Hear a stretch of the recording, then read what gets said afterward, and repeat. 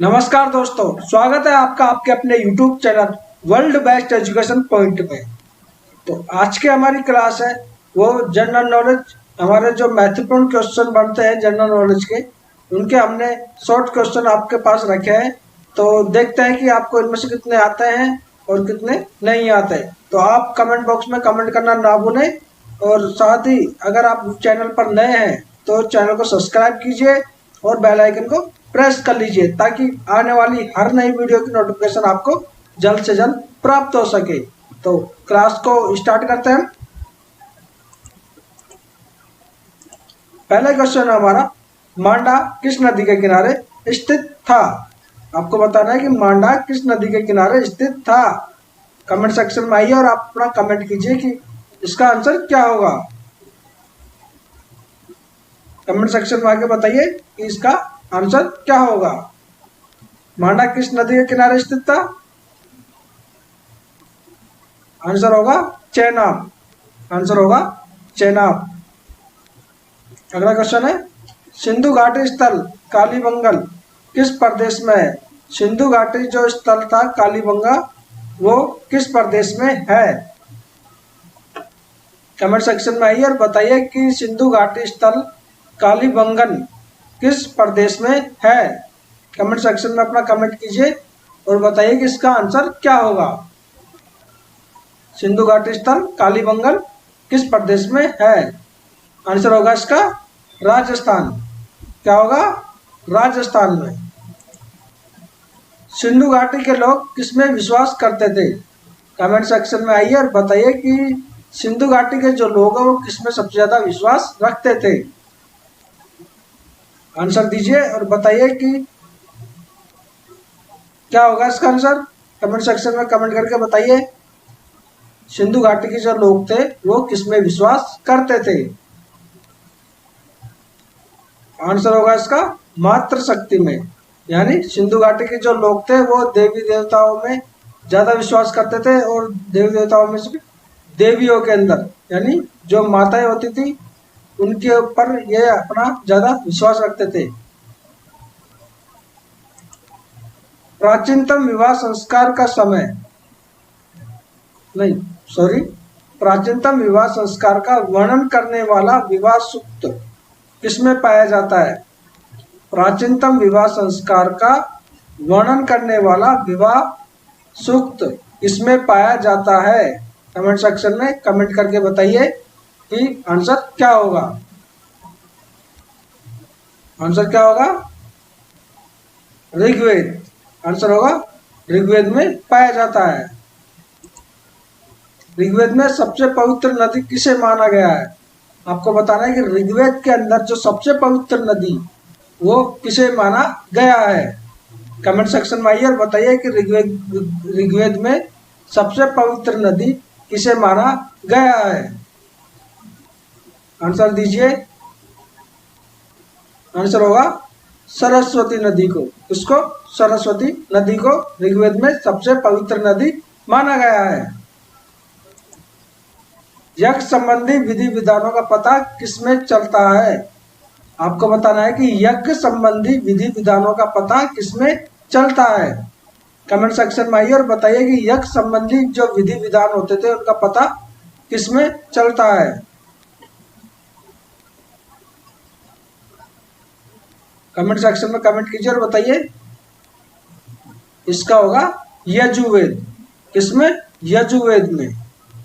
किसमें पता चलता है? यजुर्वेद में। वेदों की संख्या कितनी है। कमेंट में कमेंट कीजिए और बताइए वेदों की जो संख्या है, हमारे जो वेद है उनकी संख्या कितनी है। कमेंट सेक्शन में आइए और बताइए कि इसका आंसर क्या होगा। वेदों की संख्या कितनी है। आंसर होगा 4। आपको कमेंट में लिखना है कि जो 4 वेद है वो कौन कौन से हैं। क्वेश्चन आपके लिए है कि 4 वेदों के नाम बताइए। अगला क्वेश्चन है, प्रसिद्ध गायत्री मंत्र कहाँ से लिया गया है। प्रसिद्ध जो हमारा जो गायत्री मंत्र है ओम भूर्भुवः स्वः, वो कहाँ से लिया गया है। प्रसिद्ध गायत्री मंत्र कहाँ से लिया गया है। कमेंट सेक्शन में आइए और बताइए कि गायत्री मंत्र कहाँ से लिया गया है। आंसर होगा इसका ऋजुवेद से। कहाँ से? ऋजुवेद से। प्रथम मगध साम्राज्य का उत्कर्ष किस सदी में हुआ था? प्रथम जो मगध साम्राज्य हुआ उसका उत्कर्ष किस सदी में हुआ? मगध साम्राज्य का उत्कर्ष यानी उत्पन्न, या फिर किस सदी में मगध साम्राज्य का उदय हुआ, आपको बताना। प्रथम मगध साम्राज्य का उत्कर्ष किस नदी में हुआ?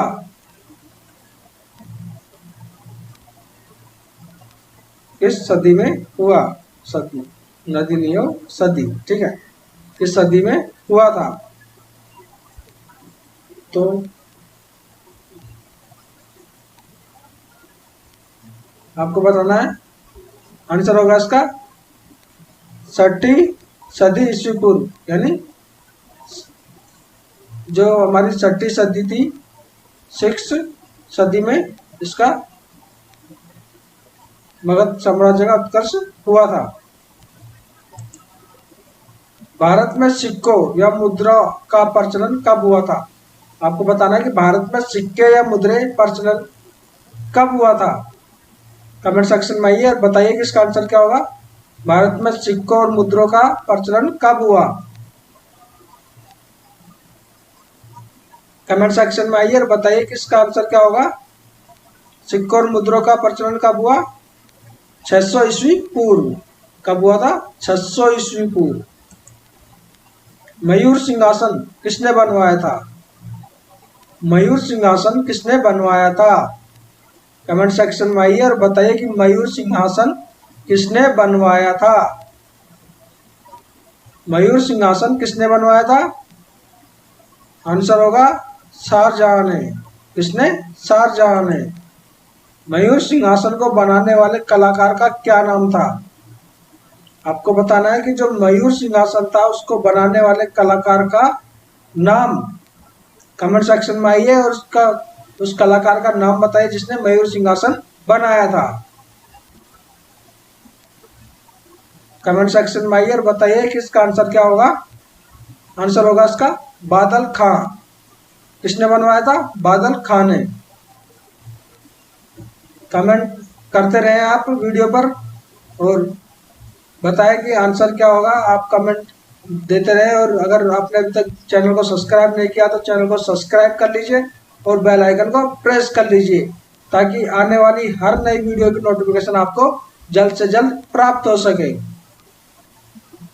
तो आंसर क्या होगा इसका? बादल खां। शाहजहां के बचपन का नाम क्या था? आपको बताना है कि शाहजहां के बचपन का नाम क्या था। कमेंट सेक्शन में आइए और बताइए कि इसका आंसर क्या होगा। शाहजहां के बचपन का नाम क्या था? शाहजहां के बचपन का नाम क्या था? आंसर होगा खुर्रम। क्या नाम था उनका? खुर्रम। शाहजहां की बेगम का नाम क्या था? शाहजहां की बेगम का नाम क्या था? कमेंट सेक्शन में आइए और बताइए कि शाहजहां की जो बेगम थी उनका नाम क्या था। शाहजहां की बेगम का नाम क्या था? आंसर होगा मुमताज। शाहजहां की माता का नाम क्या था? आपको बताना है जो शाहजहां थे उनकी माता का नाम क्या था। कमेंट सेक्शन में आइए और बताइए कि शाहजहां की माता का नाम क्या था।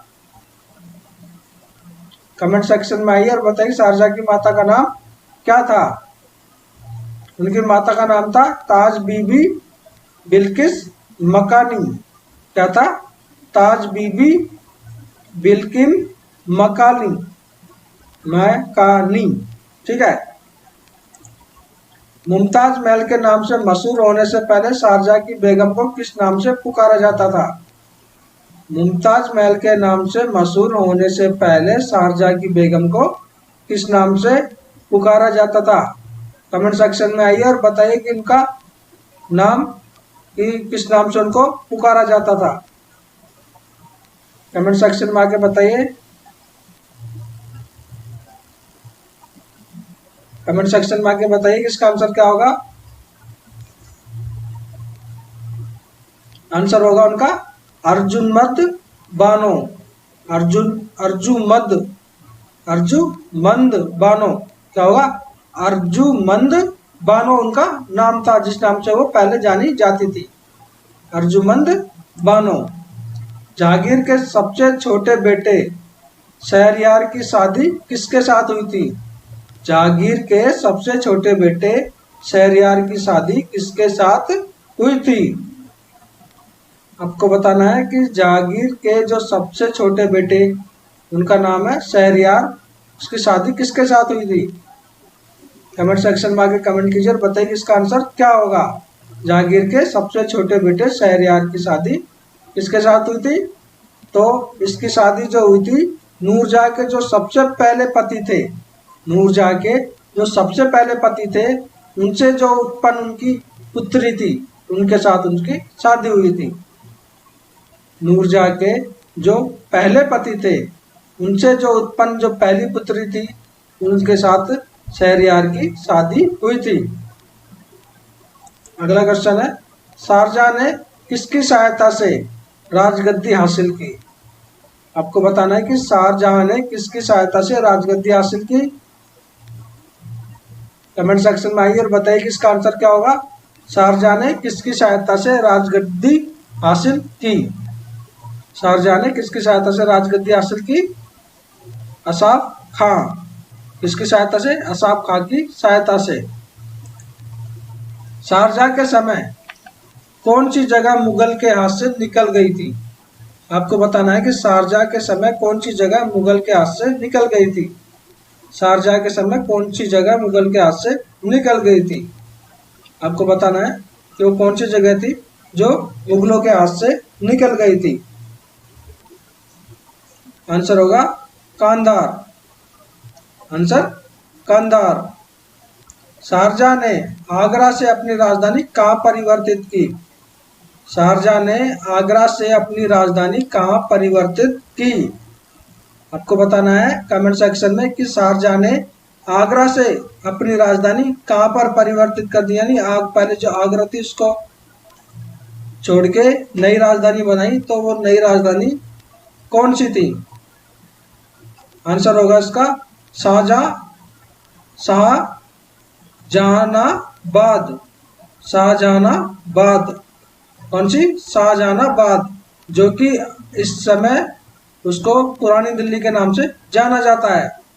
ठीक है, पुरानी दिल्ली के नाम से जो जाना जाता है, शाहजहानाबाद, वो राजधानी बनाई थी। आगरा से अपनी राजधानी को परिवर्तित कर दिया था। लाल किला और किला-ए मुबारक का निर्माण किसने करवाया था? आपको बताना है लाल किला और किला-ए मुबारक का निर्माण किसने करवाया था। कमेंट सेक्शन में आइए और बताइए कि इसका आंसर क्या होगा। लाल किला और किला-ए मुबारक का निर्माण किसने करवाया था? तो आंसर होगा शाहजहां ने। किसने? शाहजहां ने। शाहजहां ने अपनी बेगम मुमताज महल का मकबरा कहाँ बनवाया?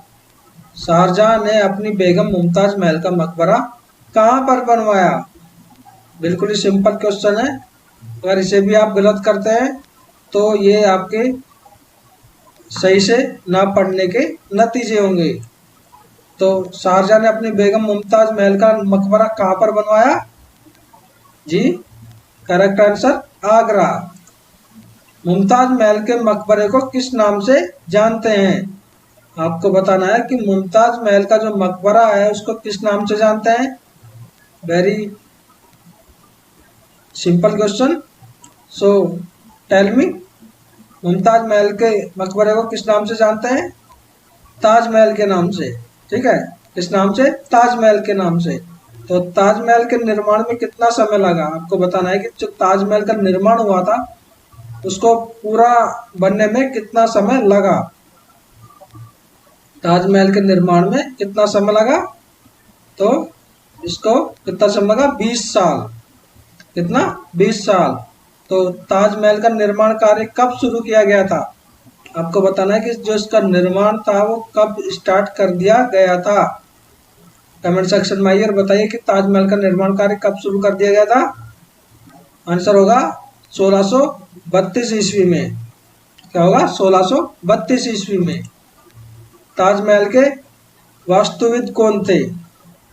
ताजमहल के वास्तुविद कौन थे, यानी इसका नक्शा बनाने वाले कौन थे? ताजमहल के वास्तुविद कौन थे? ताजमहल के वास्तुविद कौन थे? कमेंट सेक्शन में आइए और बताइए कि इसके वास्तुविद कौन थे। तो इसके वास्तुविद थे उस्ताद ईसा खां और उस्ताद अहमद लाहौरी। उस्ताद ईसा खां और उस्ताद अहमद लाहौरी। ठीक है। ताजमहल को बनाने में इस्तेमाल किया गया संगमरमर कहाँ से लाया गया था? कमेंट सेक्शन में आइए और बताइए कि ताजमहल को बनाने में इस्तेमाल किया गया संगमरमर कहाँ से लाया गया था। कमेंट सेक्शन में आइए और बताइए कि इसका आंसर क्या होगा। और अगर अभी तक आपने चैनल को सब्सक्राइब नहीं किया है तो चैनल को सब्सक्राइब कर लीजिए और वीडियो को लाइक और शेयर भी करना ना भूलें। और वीडियो आपको कैसी लग रही है ये आप हमें कमेंट करके बताइए। ताजमहल को बनाने में इस्तेमाल किया गया संगमरमर कहाँ से लाया गया था? तो ताजमहल को बनाने में जो संगमरमर का यूज हुआ था वो मकराना, कहाँ से लाया गया था? मकराना से, जो कि राजस्थान में है। आगरा का मोती मस्जिद किसने बनवाया था? आगरा का जो मोती मस्जिद है वो किसने बनवाया था? कमेंट सेक्शन में आइए और बताइए कि आगरा का जो मोती मस्जिद है वो किसने बनवाया था? आंसर होगा शाहजहां ने। किसने बनवाया था? शाहजहां ने। शारजाह के समय आने वाले फ्रांसीसी का नाम क्या था? शारजाह के समय जो फ्रांसीसी आए थे उनका नाम बताना है। कमेंट सेक्शन में आइए और उनका नाम बताइए कि शारजाह के समय आने वाले फ्रांसीसी का नाम क्या था? तो उनका नाम था बर्नियर और टावर्नियर। बर्नियर और टावर्नियर। बर्नियर और टावर्नियर। आज का हमारा लास्ट मोस्ट इम्पोर्टेंट क्वेश्चन है। तो क्वेश्चन हमारा, शारजाह के दरबार में संस्कृत के कौन से पंडित मौजूद थे? शारजाह के दरबार में संस्कृत के कौन से पंडित मौजूद थे? वीडियो को शेयर करना ना भूलें और कमेंट करके बताएं कि आपको वीडियो कैसी लग रही है। शारजाह के दरबार में संस्कृत के कौन से पंडित मौजूद थे? तो आपको कमेंट सेक्शन में आके इसका कमेंट करना और बताना है कि आंसर क्या है। इसका आंसर होगा कबिंद्र आचार्य सरस्वती और जगन्नाथ पंडित। कबिंद्र आचार्य सरस्वती और जगन्नाथ पंडित, ये दो पंडित थे जो शारजाह के दरबार में संस्कृत के थे। तो आज की हमारी क्लास यहीं पर ही। अगली क्लास में हम आपसे फिर मिलेंगे। तब तक के लिए थैंक यू, धन्यवाद।